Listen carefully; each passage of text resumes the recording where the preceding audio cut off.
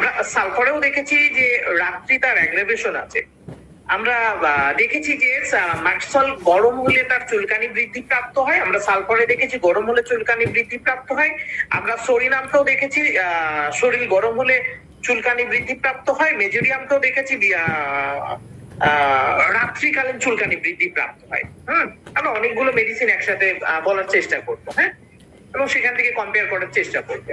তাহলে আমরা কি বললাম? প্রথমে আলোচনায় আসলো আমাদের যে রাত্রিকালীন চুলকানির বৃদ্ধি বা গরমে চুলকানির বৃদ্ধি। তাহলে রাত্রিকালীন সালফার আছে, সোরিনাম আছে, মেজোরিয়াম আছে, মাক্সল আছে, অনেকগুলো মেডিসিন আছে।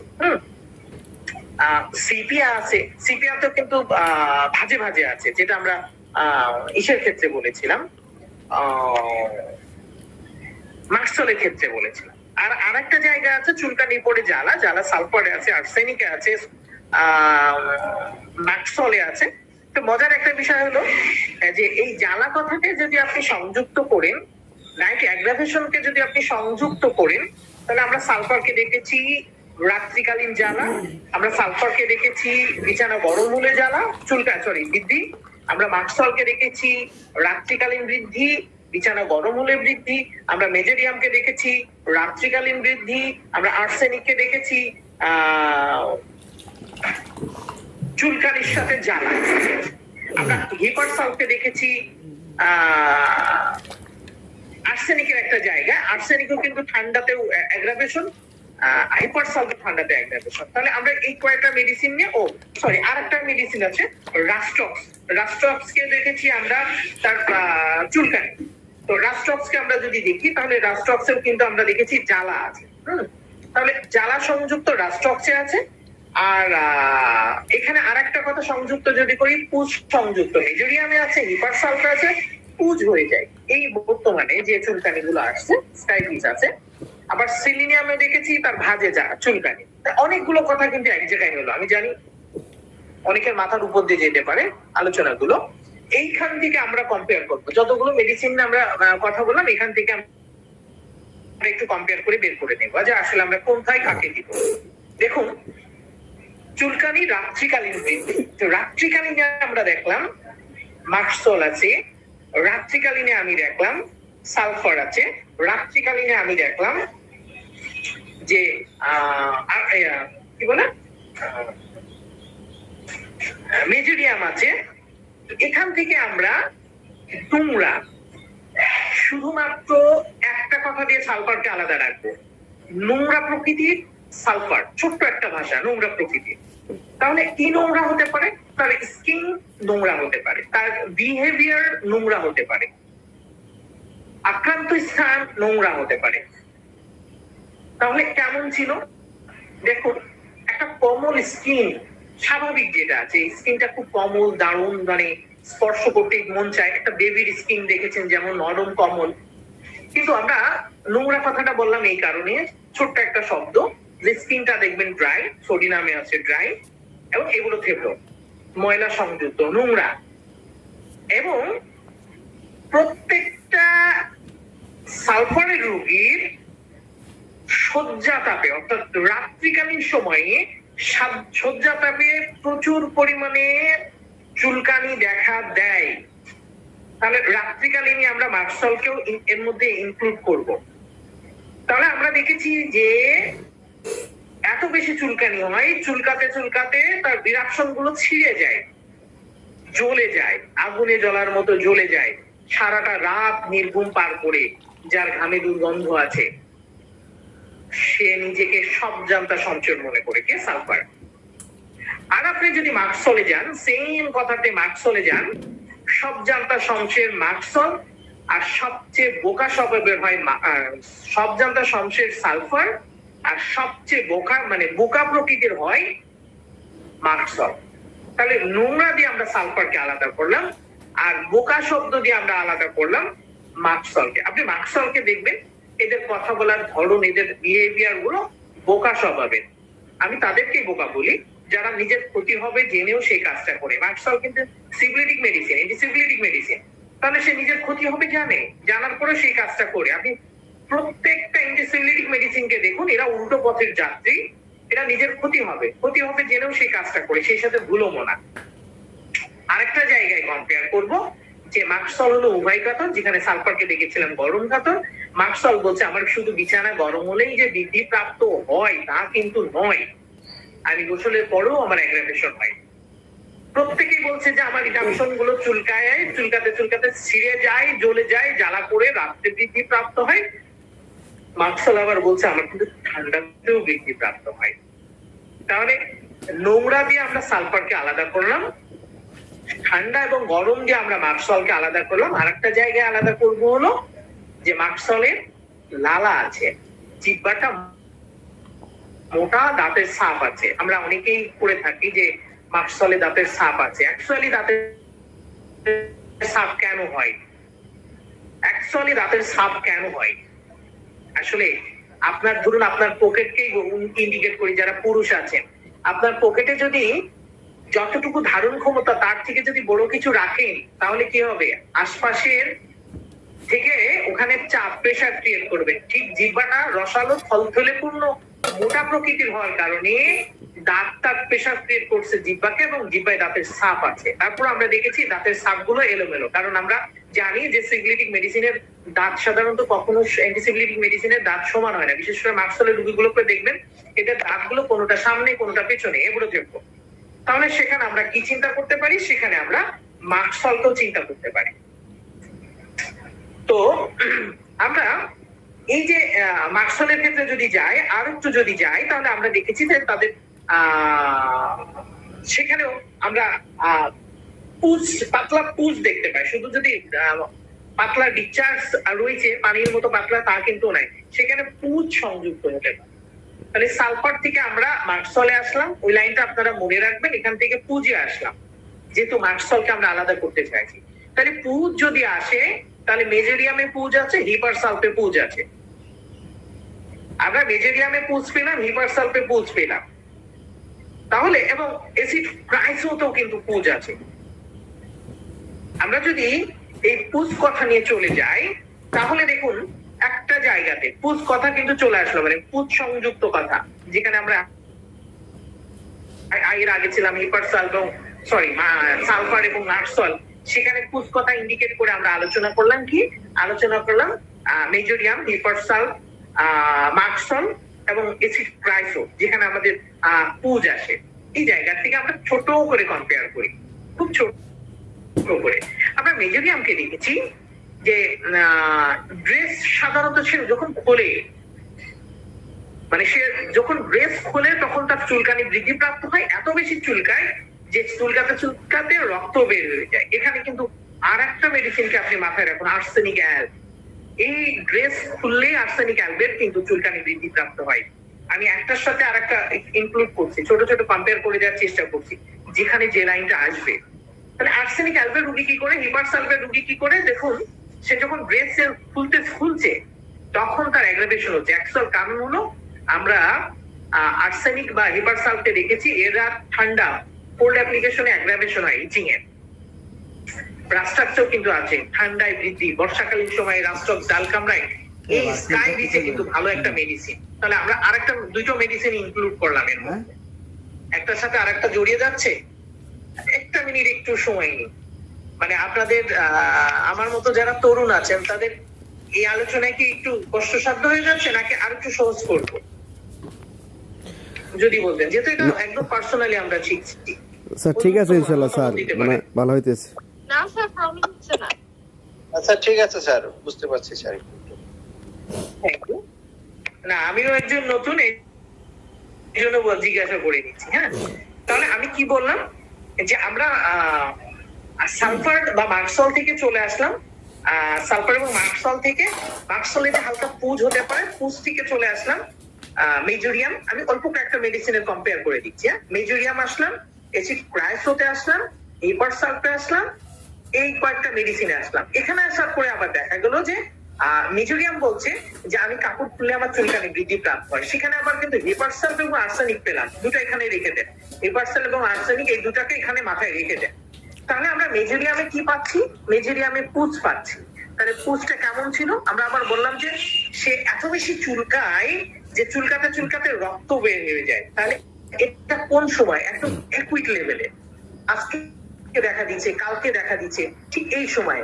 কিন্তু আবার এটা দেখলাম রাত্রিকালীন অ্যাগ্রাভেশনও আছে। আমরা সালফারের সাথে কিন্তু এখনো রেখে দিয়েছি। ক্লাস থেকে বের, ওয়ালাইকুম আসসালাম, এই আলহামদুলিল্লাহ, আমি একটা ক্লাসে আছি, ক্লাস থেকে বেরিয়ে কল দিচ্ছি। হ্যাঁ, আমি 11টার দিকে কল দেবো, একবারে বাসায় যাই। আচ্ছা, তাহলে আমরা কি বললাম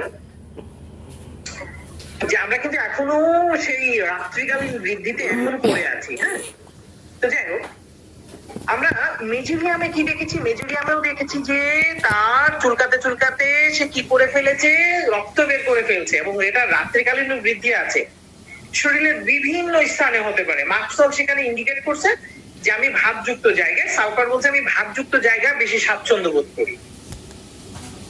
কথা বুঝতে পেরেছেন? আমি ভাবযুক্ত জায়গায় বেশি স্বাচ্ছন্দ্য বোধ করি।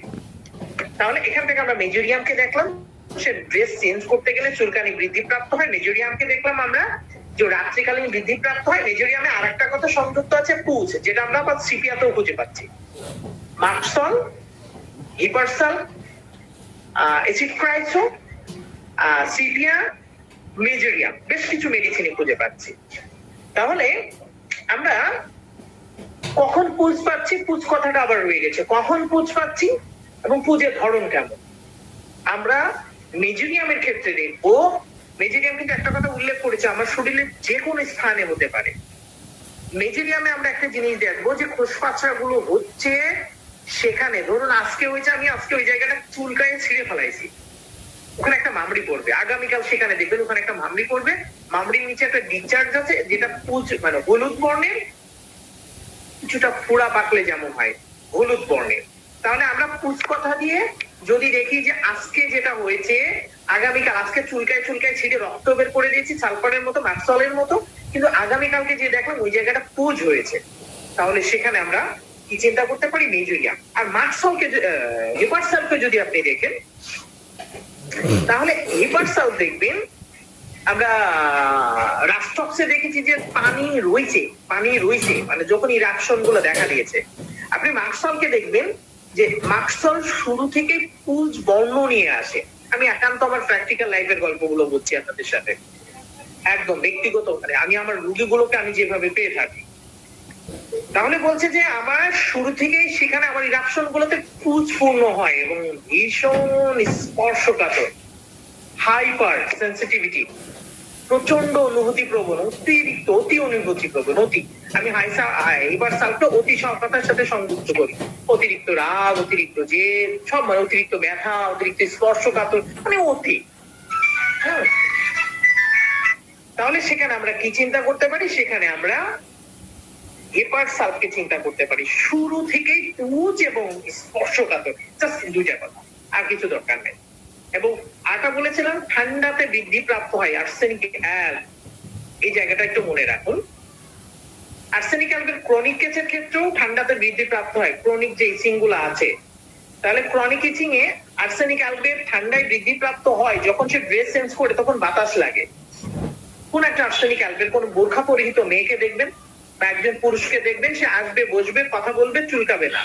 যদি বলেন যে ভাই একটু দেখান তো, বা আপা একটু দেখান তো কেমন চুলকানি, সে হয়তো বোরখাটাকে একটু আলগা করেছে, ওড়নাটা একটু আলগা করেছে, পুরুষটা হয়তো তার শার্টের বোতামটা একটু খুলেছে, তখনই চুলকানি বৃদ্ধি প্রাপ্ত হয়েছে। যেটা মেজোরিয়ামে আছে যে ড্রেস চেঞ্জ করতে গেলে চুলকানি বৃদ্ধি প্রাপ্ত হয়, অ্যাকচুয়ালি তো এখানে মেজোরিয়াম না, এখানে আমার আর্সেনিক কথা বলবো। তাহলে মানে ঠান্ডা বাতাসে অ্যাগ্রাভেশন হচ্ছে, আমরা আর্সেনিকে আবার কি খুঁজে পেলাম? আর্সেনিকে আবার জ্বালা খুঁজে পেলাম। হ্যাঁ, কি খুঁজে পেলাম? জ্বালা খুঁজে পেলাম। মজার একটা বিষয় হলো, আর্সেনিককে আপনি শুধু আরেকটা লাইনে মাথায় রাখুন আর্সেনিককে চিনার জন্য, আর্সেনিকের ইরাকশনের উপরে হাত বুলাবেন। যদিও আপনি খোসবাসটাতে হয়তো হাত বুলাতে চাইবেন না, বা আমিও বুলাই না, আমি কখনো ওদের স্পর্শ করি না, কিছুটা হলো নিজের চেষ্টা আমি বজায় রাখার চেষ্টা করি। তো আর্সেনিকে আপনি যখন ভীষণ চুলকানি আছে, চুলকানিতে জ্বালা আছে, কাপড় খুললে, ওই যে কথাটা বললাম যে একটু কাপড় খুললেই চুলকানি বৃদ্ধি পাচ্ছে, ঠান্ডা বাতাস লাগলে, কিন্তু আপনি যখন রুগীর বলবেন যে একটু হাতটা বুলান তো, যেমন আপনি আপনার সন্তানকে খুব কমল হাতে আমি একটা ফোন কল দিচ্ছি জাস্ট। হ্যাঁ ভাই, হ্যাঁ, তুমি কোথায়? ওরে বাবা, আচ্ছা ঠিক আছে, আসছি। হ্যাঁ ঠিক আছে, ওকে। অ্যাকচুয়ালি আমার জন্য একজন অপেক্ষা করছে। হ্যাঁ, তাহলে আমি কি বললাম যে আমরা যদি দেখি যে ওই হাতটা বোলাতে বলবেন, যে আপনি আপনার রিয়াকশন গুলোর উপর হাতটা বুলান তো, হাতটা বুলালে দেখবেন যে ওর উপরে ছোট ছোট ছোট ছোট অসংখ্য রিয়াকশন আছে, অসংখ্য ঘামাচি বেরোলে দেখেন না, ছোট ছোট ছোট ছোট অসংখ্য ঘামাচি আছে। ঠিক এই স্কাই রিচের উপরে যদি আপনি হাতটাকে বোলান, তাহলে প্রচন্ড পরিমাণে ছোট ছোট ইরাপশন আপনি দেখতে পাবেন, ক্ষুদ্র ক্ষুদ্র, যেটাতে কিন্তু আপনার চুলকাবে, যেটাতে ডিসচার্জ বের হবে, যেটাতে ভীষণ আকারে চুলকে ছিঁড়ে যাবে, যেটাতে ভীষণ জ্বালা করবে। মজার বিষয় হলো হট অ্যাপ্লিকেশনে আর্সেনিক অ্যালবের জ্বালা উপশমিত হয়। আমি আর 5টা মিনিট আলোচনা করবো, মনে করবেন না। এক মিনিট, এক্সকিউজ মি। একটা রোগী বললো যে তার যে চুলকানোটা, এই চুলকানোতে তার দেখার পর থেকে তার ঘেন্না চলে আসছে, মানে ঘিন ঘিন ঘিন করে দেখলি। ওটাতে কি ব্যবহার করবো? আরেকবার বলেন। মানে চুলকানো অবস্থায় তার চোখে যখন আয়নাতে দেখতে পেল তার এই লোয়ার লিম্পে এই সমস্যাটা দেখা দিয়েছে, তো ব্যাক সাইডে। তো যখন সে দেখতে পেল, দেখার পর থেকে তার এই যে প্রতি রুচি নাই, ঘৃণা লাগে, সে আর দেখতে চায় না, কিন্তু চুলকানো তার কমে না, বাড়ছে, চোখ বন্ধ করে চুলকায়। আমরা আর্সেনিক অ্যালকে দেখেছি যে এরা এত বেশি মানে স্বভাবের, খুব পরিচর্যা। আর্সেনিক অ্যালবের মানে ঠিক বাসার সামনে থেকে ভেতর পর্যন্ত, নিজের অবস্থান পর্যন্ত সবকিছু খুব সুন্দর গোছালো থাকে। আপনি আর্সেনিকের কোন ডাক্তারের চেম্বারে যে দেখবেন যে সে চাইবে প্রত্যেকটা কোম্পানির মেডিসিন, মানে প্রত্যেকটা মেডিসিন যেন একই কোম্পানির হয়, সুন্দরকে সাজানো গোছানো আছে। অনেক সময় আর্সেনিকের রোগীগুলোকে আমরা আপনি যে লক্ষণটা বললেন এই লক্ষণটা দেখি, কারণ ওই যে সে চায় তার সৌন্দর্য, সে সবকিছু সুন্দরভাবে পরিপাটি থাকুক, পরিপাটি থাকুক, সেই লক্ষণগুলোকে প্রাধান্য দেয়। তাহলে সেখানে আমরা আর্সেনিককেও চিন্তা করবো। হ্যাঁ, আমার একজন বসে আছে, আমি একটু আরো সুন্দরকে বোঝাতে পারতাম আপনাদেরকে। হ্যাঁ, আচ্ছা, আমি আরেকটু যাবো। জামা কাপড় খুললে আবার চুলকানি বৃদ্ধি রিউমেক্স এর আছে, মেজোরিয়ামের সাথে রিউমেক্স এর আছে। রিউমেক্স এর দেখবেন যে বিশেষ করে রিউমেক্স এর চুলকানি গুলো ঠান্ডাতে চুলকানি বৃদ্ধি প্রাপ্ত হয়। ডাল কামড়াতে দেখবেন ঠান্ডায়, বৃষ্টির দিনে, বর্ষার দিনে, এই রাস্ট্রক্সে দেখবেন বৃষ্টির দিনে, বর্ষার দিনে চুলকানি বৃদ্ধি প্রাপ্ত হয়। সেখানে আমরা কিন্তু কি চিন্তা করতে পারি? রিউমেক্স কে চিন্তা করতে পারি, ডাল কামড়াতেও চিন্তা করতে পারি। তো মজার বিষয় হলো বর্ষাকালীন সময়ে যতটা অ্যাগ্রাভেশন থাকে ডাল কামড়ার, শীতকালীন সময়ে অ্যামেলিয়ারেশন হয়। আর শীতকালে কার বৃদ্ধি প্রাপ্ত হয়? পেট্রোলিয়ামের বৃদ্ধি প্রাপ্ত হয়। আর আমরা যেখানে ছিলাম যে পুষ্পাশ্রাতে আমরা দেখেছিলাম যে ঠান্ডায় অ্যাগ্রাভেশন, জ্বালা আছে, আর্সেনিক। হিপারকে দেখেছি স্পর্শকাতে প্রচন্ড ব্যথা, সেখানে আপনি হিপারকে চিন্তা করতে পারেন। এবং জ্বালা যদি দেখেন যে ভীষণ আছে, তাহলে সেখানে রাস্টক্সকেও চিন্তা করতে পারেন। এবং ওরও কিন্তু পানি থাকে, ডিসচার্জে পানি থাকে, সেখানে আপনি চিন্তা করতে পারেন রাস্টক্সকেও। এবং আপনি যদি দেখেন কোনো ইরিটেশনই নাই, কিন্তু তারপরেও তার চুলকিয়েই যাচ্ছে, হ্যাঁ, আর যেখানে কোল্ড অ্যাপ্লিকেশনে আরাম বোধ করে, সেখানে আপনি অ্যালুমিনাকেও চিন্তা করতে পারেন। হ্যাঁ, তো যাই হোক, কিছু মনে করেন না। অবশ্যই আরেকটা পরামর্শ দিলাম যে লো পোটেনসি অ্যাপ্লাই করবেন এই ধরনের কেসগুলোতে। আমি ক্ষমা চেয়ে নিচ্ছি, আসলে আমি 45 থেকে শুরু করতে চেয়েছিলাম, 9:30 বেরোবো বলে। তার আগেই বেরোতে হলে আমার জন্য একজন অপেক্ষা করছে। হ্যাঁ, তো কারো প্রশ্ন যদি ছোটখাটো থাকে তাহলে করতে পারেন, না হলে আমি বেরোবো। ধন্যবাদ সবাইকে। সঞ্চালিকা ম্যাম, মুক্তা ম্যাম।